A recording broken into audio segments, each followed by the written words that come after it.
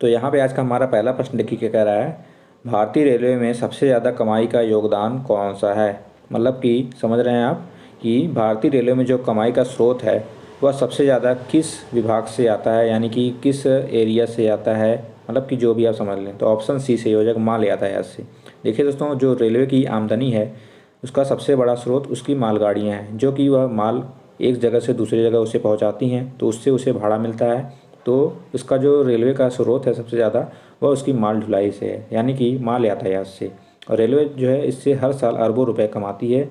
उसके बाद यह यात्री टिकट बेचकर इसकी आमदनी कमाती है। दूसरा नंबर यात्री टिकट बेचकर यह दूसरी आमदनी कमाती है, दूसरा स्रोत है। और पहला स्रोत माल यातायात से, आपको याद रखना है। नेक्स्ट क्वेश्चन हम देखते हैं। और वर्तमान में अगर रेलवे की बात करें तो इसके मंत्री जो हैं अश्विनी वैष्णव। नेक्स्ट है, कर्क रेखा भारत के कितने राज्यों से होकर गुजरती है। आपको याद रखना है, कर्क रेखा भारत के 8 राज्यों से होकर जाती है। इन 8 राज्यों के नाम जान लीजिए। पूर्व से पश्चिम में आपको राज्य के नाम बता रहा हूँ। देखिए, पहला है गुजरात, दूसरा है राजस्थान, तीसरा मध्य प्रदेश, चौथा छत्तीसगढ़, पाँचवा झारखंड, छठा पश्चिम बंगाल, सातवां मिजोरम, आठवां त्रिपुरा। एक बार और जान लीजिए पूर्व से पश्चिम राज्यों के नाम, गुजरात, राजस्थान, मध्य प्रदेश, छत्तीसगढ़, झारखंड, पश्चिम बंगाल, मिजोरम और त्रिपुरा। ये 8 राज्य हैं जो कि भारत के 8 राज्यों से होकर कर्क रेखा जाती है। और विश्व की बात करें तो विश्व में टोटल यह 18 देशों से होकर जाती है कर्क रेखा, आपको याद रखना है। और इंग्लिश में इसे कैंसर लाइन कहते हैं, इंग्लिश में इसे कैंसर लाइन कहते हैं कर्क रेखा को, आपको याद रखना है। टोटल यह 18 देशों से होकर जाती है। और भारत की बात करें तो भारत में यह टोटल 8 देशों से होकर जाती है, आपको याद रखना है। नेक्स्ट क्वेश्चन है, किसकी उपस्थिति में राष्ट्रपति शपथ ग्रहण करता है। किसकी उपस्थिति में राष्ट्रपति शपथ ग्रहण करता है, तो हमारा आंसर हो जाएगा ऑप्शन सी, मुख्य न्यायाधीश की उपस्थिति में राष्ट्रपति शपथ ग्रहण करता है। देखिए दोस्तों, मुख्य न्यायाधीश भी जो है कि वह राष्ट्रपति की नियुक्ति भी करता है, आपको याद रखना है। नियुक्ति भी राष्ट्रपति की करता है और शपथ भी दिलाता है। और राष्ट्रपति जो है, राष्ट्रपति मुख्य न्यायाधीश की नियुक्ति करता है और उससे शपथ भी दिलाता है। मतलब कि दोनों का अपोजिट है। मतलब कि मुख्य न्यायाधीश राष्ट्रपति की नियुक्ति करता है, शपथ दिलाता है, और राष्ट्रपति मुख्य न्यायाधीश की नियुक्ति करता है, उसे शपथ दिलाता है।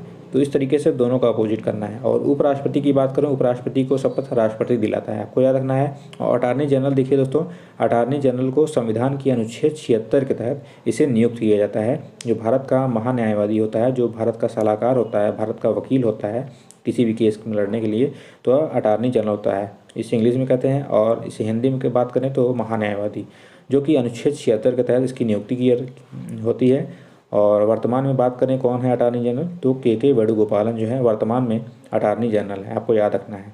नेक्स्ट क्वेश्चन देखिए क्या कह रहा है, गुजरात का शासक बहादुर शाह किसके साथ युद्ध में मारा गया। यहाँ पे आपको जानना है, बहादुर शाह जफर की बात नहीं हो रही है, सिर्फ बहादुर शाह है जो कि गुजरात का शासक था, आपको याद रखना है। गुजरात का शासक बहादुर शाह किसके साथ युद्ध में मारा गया, तो हमारा ऑप्शन सी सही हो जाएगा, पुर्तगाली से। देखिए दोस्तों, जो बहादुर शाह जो है वह गुजरात का सुल्तान था, जो कि पुर्तगालियों के साथ युद्ध में मारा गया था, आपको याद रखना है। नेक्स्ट क्वेश्चन देखिए क्या कह रहा है हमारा, पृथ्वी के किस भाग में निखिल और लोहे की मात्रा अधिक पाई जाती है। पृथ्वी के किस भाग में निखिल और लोहे की मात्रा सबसे अधिक पाई जाती है, तो हमारा ऑप्शन बी सही हो जाएगा। नीफे जो है वह नीफे भाग जो है पृथ्वी का, उसमें निखिल और लोहे की मात्रा सबसे अधिक पाई जाती है पृथ्वी के, आपको याद रखना है। निखिल और लोहे की मात्रा सबसे अधिक पाई जाती है नीफे भाग में, आपको याद रखना है। नेक्स्ट क्वेश्चन देखिए, कोंकण तट कहाँ से कहाँ तक फैला हुआ है। कोंकण तट की बात हो रही है, देखिए दोस्तों, कोंकण रेलवे की नहीं, कोंकण तट की बात हो रही है। कोंकण तट देखिए दोस्तों, वो दमन से गोवा तक फैला हुआ है। दमन मतलब कि यानी कि समझ लीजिए आप, मुंबई के पश्चिमी तट दमन से लेकर गोवा के दक्षिणी तक यह फैला हुआ है। इसकी लंबाई टोटल देखिए, जैसे मैंने भारत बना दिया, तो भारत का जो मुंबई का पश्चिमी तट है दमन, और गोवा का आपका पूर्वी तट है, दक्षिणी तट है गोवा का, तो यहाँ से लेकर कोंकण तट फैला हुआ है। इसकी टोटल लंबाई 750 किलोमीटर है, तो ऑप्शन ए सही हो जाएगा। इसकी टोटल लंबाई 750 किलोमीटर है। और इसे भारत का पश्चिमी घाट का पर्वतमाला भी आपको यहाँ पे जान लेना है।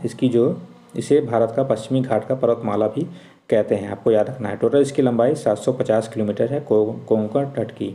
और यहीं पे कोंकण रेलवे भी बनाया गया है, आपको याद रखना है। तो इस तरीके से आप याद रखना है। नेक्स्ट जो है कि हमारा नेक्स्ट क्वेश्चन देखिए क्या कह रहा है यहाँ पर। नेक्स्ट क्वेश्चन है हमारा, इनमें से किस देश के साथ चीन की सीमा सबसे अधिक लगती है। ये देखिए दोस्तों, जो 4 देश दिए गए हैं इसमें पूछ रहा है कि चीन की सीमा सबसे ज़्यादा किस देश से साझा करती है। तो हमारा ऑप्शन ए सही हो जाएगा, मंगोलिया से चीन की सीमा सबसे ज़्यादा लगती है। अगर भारत की बात करें तो भारत इससे 4057 किलोमीटर इससे चीन अपनी सीमा साझा करता है चीन से। और भारत के 5 राज्य इससे लगते हैं। पहला है जम्मू कश्मीर, दूसरा हिमाचल प्रदेश, तीसरा उत्तराखंड, चौथा सिक्किम और पाँचवा अरुणाचल प्रदेश।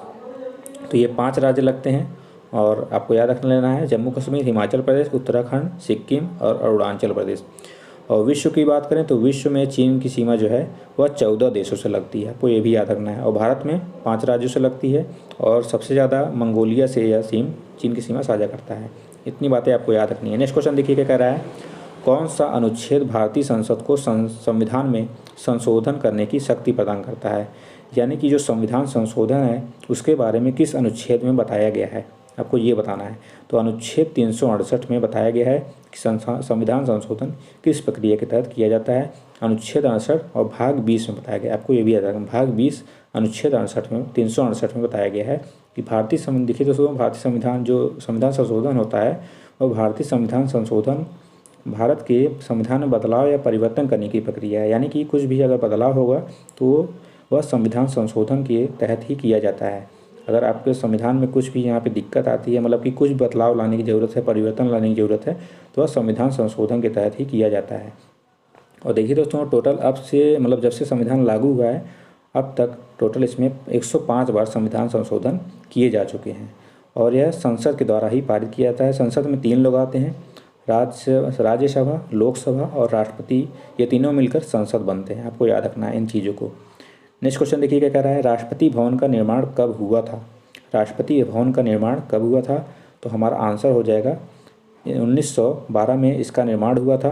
देखिए दोस्तों, ऑप्शन सी सही हो जाएगा, 1912 में इसका निर्माण हुआ था, आपको याद रखना है।